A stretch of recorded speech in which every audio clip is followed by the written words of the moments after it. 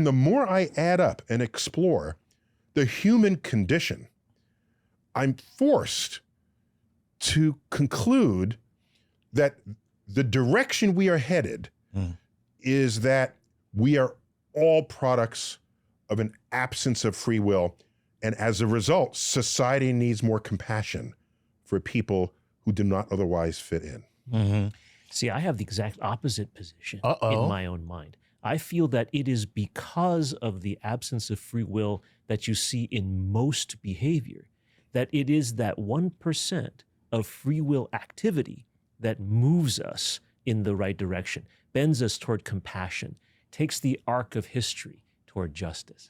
But but going back to what Neil just said, there are people who actually suffer from personality disorders, that suffer from brain disorders, where they can't do what you just said. They can't express compassion. They can't move towards the... There was a day when no one even thought to analyze it that way, as a brain disorder. Yeah, you were just an a-hole. Yeah, exactly. That was it. Now, if they can't, you can.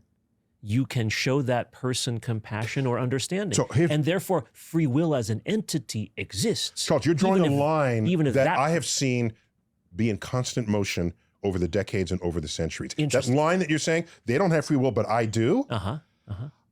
I don't know that I can.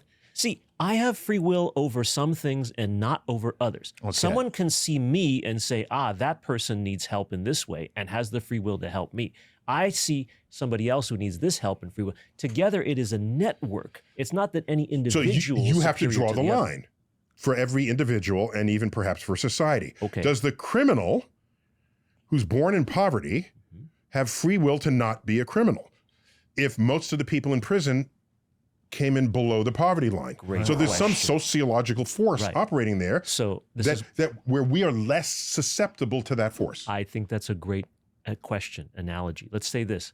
Say those folks who have been branded criminals by our society are incarcerated. Yes. We can then, who were fortunate enough not to face those same circumstances, who are not incarcerated, can look at these incarcerated people and instead of saying we must keep them away from society, welcome them back. So that's called restorative justice. Yeah, that's a free will example of the exercise of free will of society toward individuals who may not have had the options, had the life experience to recover from a bombed joke. I saw an old movie where there's a guy who was a junkie, right?